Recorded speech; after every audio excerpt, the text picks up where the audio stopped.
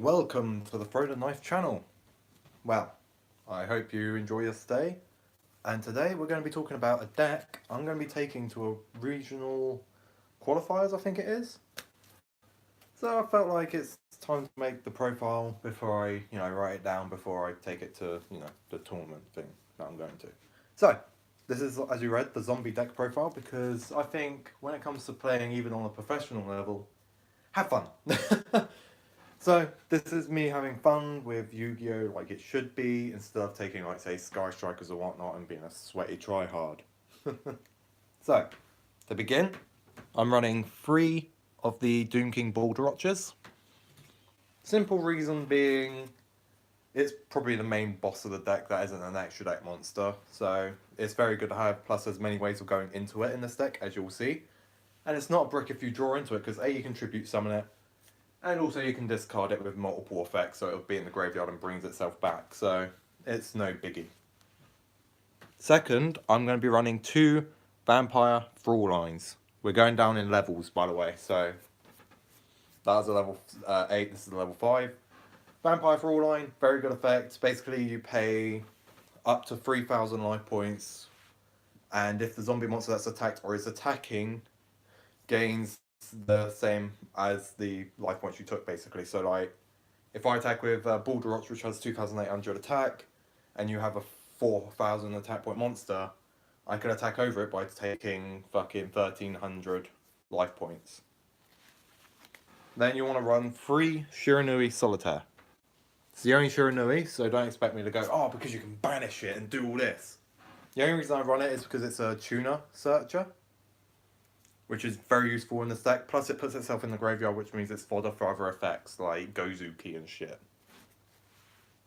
Then you want to run 3 Necro World Banshee. The reason being is that's one of your main searches for the field spell, which you want to keep. Plus, also, if that's on the field spell is more difficult to destroy. There's no reason to not run it at 3 at that point, because it protects the one field spell you need, plus it gives you a way of bringing it back if it is destroyed, so can't complain. Now, no zombie deck would be complete without 3 Mizukis. I mean, it's a revival. It's a free revival if that's in the graveyard. And in this deck, there's many ways of sending things to the graveyard. So it's like, why wouldn't you run a Mizuki at 3? It's brilliant. Then 3 Gozuki, which is its slightly weirder brother. Reason you want to run Gozuki is because you can send one from deck to grave. Plus, when that's sent to grave, you can special summon anything from your hand by banishing a zombie from grave, which is another way of bringing out your Boulder Arch if you've got it in the hand. Can't complain. Next, 3 Unizombie. The reason you're running 3 Unizombie is because it's a zombie deck.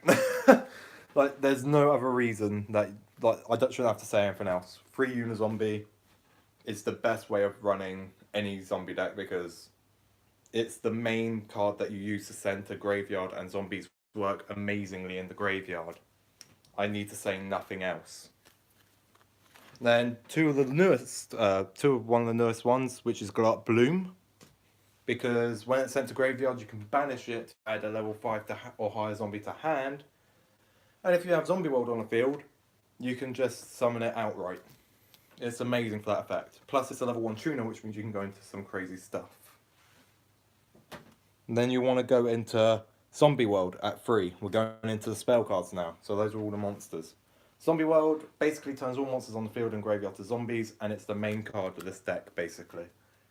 This deck doesn't really work well if Zombie World isn't on the field, so there's multiple ways of going into it and multiple ways of keeping it alive, so of course you want to keep that. Then 3 Book of Life, because all your monsters in grave are going to be zombies, no matter if they were originally. And you could just banish one of your opponent's monsters, so why not? Now, because of Zombie World, you want to run 2 Terraforming. I know a lot of people will be like, but Terraforming's, No, in this deck, you can run Metaverse or you've got Necro World, you don't really need it. But it's another way of going into the card. Sure, they might end up dead if you've got all your Zombie Worlds already, but to be honest, that's not the worst thing in the world. Because if you're only running 2, which because it's been limited to 2, it's unlikely you're going to draw into it because it's dead. So it's actually quite good to have in the deck for that reason. 2 Zombie Necronize. The reason I'm running 2 of those is because, as I said, every monster's going to become zombie. I have Fraulein, I have Doom King Balderroch, so I'm definitely going to have an above level 5 zombie. And what that does, if you have a level 5 or above zombie on the field, you can target one monster your opponent controls and take it for that turn. It's amazing in that sense, because then you can like take your opponent's monster and then link it away, or use it to synchro summon or whatever. Or you can like just use it to attack them because it's a really powerful monster. It doesn't matter, it's up to you. I'm going to start putting them to the side of it now. Zombie Power Struggle. Running 2 of those. Reason you're running 2 Zombie Power Struggle? It's a very good attack point boost or attack point loss for the opponent. It can bring itself back from the graveyard like Necronize can by bringing one of your banished monsters back into the deck. Which is always helpful because if you're banishing Mizuki, it means you can get Mizuki back into the deck to send it back to the grave. Same with Gozuki, same with Shiranui, same with whatever you've got banished. And to be fair, you're going to be banishing a lot of monsters in this deck. Next, Monster Gate, running at 1. Reason being, if you've got a Gozuki on the field, you've already used its effect, you don't really want it on the field anymore. Monster Gate it away, you can go into something much better like a Uni and whatnot. Plus it says Castle of the Graveyard, so can't complain. Foolish Burial at 1. Obviously, it's zombie deck. You want to send stuff to grave. No need to say nothing else. Monster Reborn at 1. Again, nothing needs to be said, except I personally think that's a staple in every deck. Burial of from a different dimension. Reason being is, as I said, you're banishing a bunch of monsters. And to be fair, that just brings them back to the graveyard. So instead of having to use like one of the zombie spells to bring it back to the deck, if you've got Mizuki in the grave, you can use that, put them back into the graveyard, and they can be used again. Like, immediately. It's brilliant. 1 Twin Twisters. You discard from hand to destroy spell and traps. Again, you want in the grave, including your Doom King Balderroch. So, Twin Twisters is actually quite good in that effect. And then 1 Metaverse. The reason being is I personally think the element of surprise for a field spell like Zombie World is great. So if your opponent destroys your field spell thinking, haha, no, they're no longer zombies, all your effects in the gauge, you just go, boom, fucking Metaverse, fuck you. And the reason being this deck being alright, because of Zombie World, is because it negates your opponent from going into like their own links and their own like fusions and using their own effects. It's like, oh, if you have this type of monster on the field, you can bring this out, or oh, to bring this out, you need this type of monster bot with different types, and you can't do that if there's only zombie on the field.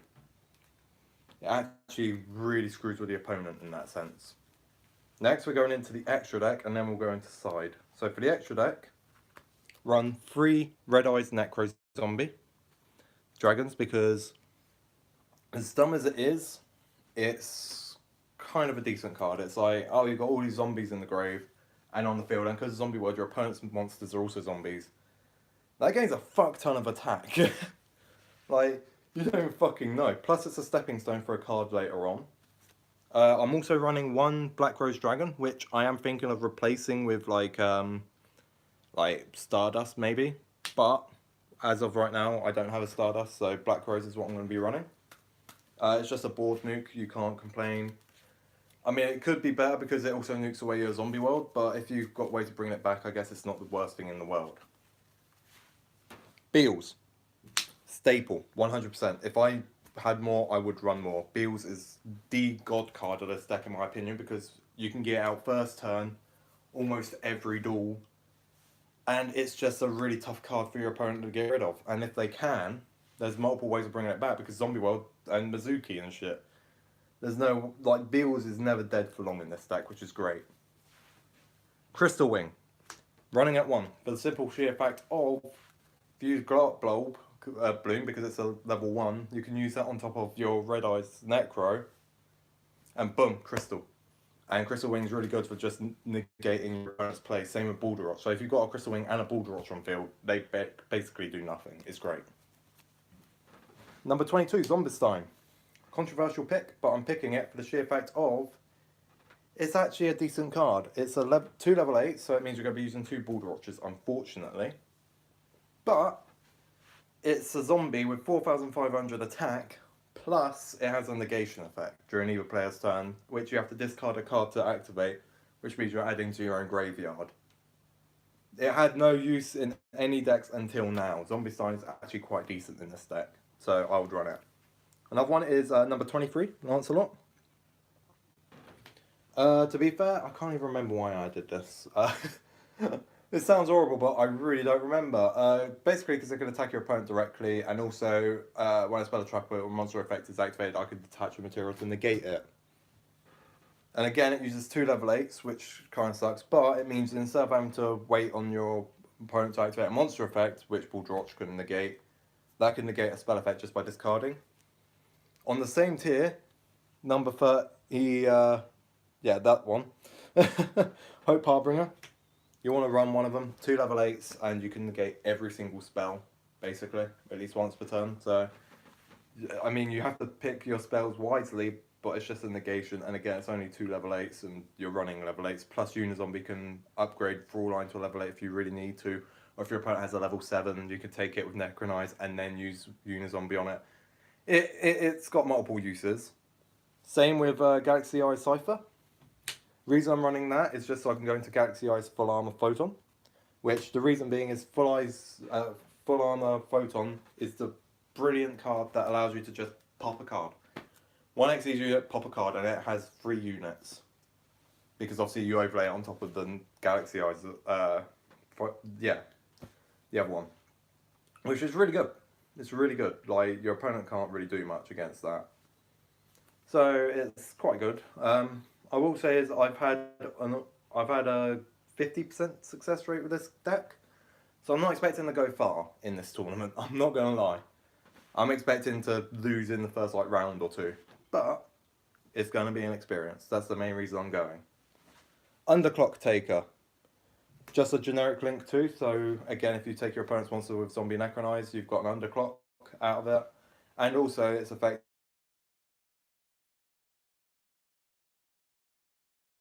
to that monster. So it basically just fucks with most decks. Well, like, say, Ancient Gears and shit. I don't think I'll ever see that, but, you know. Akashic. You want to run one of those because all the monsters will turn into zombies, so Akashic will be extremely easy to come out. And you can just easily go, hey, fuck you, that monster's going back to your deck. Like, it's really good. Or is it to hand? One of the 2. But still, it just basically yeets a monster off the field. Then you want to go into Wee Witch Apprentice, which is a very good card in this deck because it just increases the power of all dark monsters, which all but Gozuki and Mezuki are darks. Oh, and Black Rose and Crystal Wing, I guess, but other than that, they're pretty much all darks. Oh, and Hope Harbinger. Yeah, there's a few that aren't darks, but a good massive percentage of them are darks, so can't complain. And then Vampire Sucker is the very last extra deck card because it's broken. This deck is basically all about getting all your zombies on the field and reviving them. Vampire Sucker gives you an extra draw for that, which means you can draw into Twin Twisters, or you can fucking draw into Monster Reborn, or fucking Foolish Burial. Like, you can draw into a lot of stuff. It's great. All right, and then for the side deck, this is the final bit. I'm running 1 Glow Up Bloom, so I could potentially put a 3rd one in. I'm also running 3 Tats and Necros as my side, because these could potentially be good, but at the moment I can't find a really good use for them. But they can be really good, so if I can think of a reason, I can side it in and be like, yes, fuck you. 1 Red Eye Zombie. As you can tell, it's not the one from the structure, but that's just because I've got a decent shiny one. And I'm running one of those in my side because it's like it came with the card for a reason. There is uses for it. Just in my opinion, not main deck worthy. Then I'm going to be running 2 Dragged into the Graves, which basically your opponent discards a card from your hand, you discard a card from your opponent's hand. Can be useful, can be very painful, because if you have fucking Fraulein in your hand, your opponent's going to go, I'm going to discard that. So yeah, no, you don't really want that. 1 Reoccurring Nightmare, because most of your zombies are 0 defense. Unizombie and Glow Up Bloom being the main ones you want to add back to your hand. And then you've got 1 Necronize in here in case I decide to add one more, because Necronize is actually quite decent. Again, it's only sided though, so I'm probably never going to main deck that. 1 Called by the Grave. Again, it's sided because if I'm going against a deck that is fairly similar or has cards that are really essential in the graveyard, I can side that in and just go yeet. Two Call of the Mummies are sided as well because I see it this way. It's a free special summon, but again, it's not exactly something you want to be messing up all of this with. Like, there's not really a free space in my deck at the moment. So I'm going to side it, and then if I'm going against someone and one of my cards is useless, like, say, Twin Twisters, because your opponent doesn't have any face downs or whatnot, I can side that out and put in, like, Call of the Mummy, Called by the Grave, and whatnot. Two Metaverses, because, as I said, the first Metaverse is there for a reason, and to have two in the side means I can easily draw into it if I need to, but again, I personally don't see a reason for it, but I've got inside for now, just in case. And then one Haunted Shrine. Now, the reason being for Haunted Shrine is it's just a fucking Mizuki that says a trap that can also banish a zombie to put itself, like get rid of a banished zombie to put itself back on the field to then use its effect again. It's very good in that sense. It's basically a Monster Reborn times 2 for a deck that banishes, and this deck banishes quite a bit. So, it's actually quite a good card. So that is my tournament ready-ish, I guess, deck. As you notice, there's no hand traps or anything like that. That's because A, I'm poor, and B, I personally think with the new meta, hand traps are essential, but I want to go against that. I'm one of those duelists who try to go against the meta because it's funny. So build this version at your own discretion, but if you want to build something slightly different, obviously I'm like, yeah, sure, I don't care. Like, this is basically how I want to build it, and I'm putting it up on YouTube because if people want to see a fun build instead of all these Team Samurais, you have to run 6 Ash Blossoms and 5 Ghost Ogres and 2 Droll Lockbirds because Droll Lockbird isn't as good anymore. Yeah, like, instead of doing all this like competitive stuff, I feel like it's good to have someone on the YouTube that loves the game, but doesn't care enough to be like this big meta guy. I just want to have fun with the game. Yeah. So I hope you guys enjoyed. Build this at your own discretion, and I will see you guys in the next deck list, which might come out in 5 months if you're lucky. See you guys later.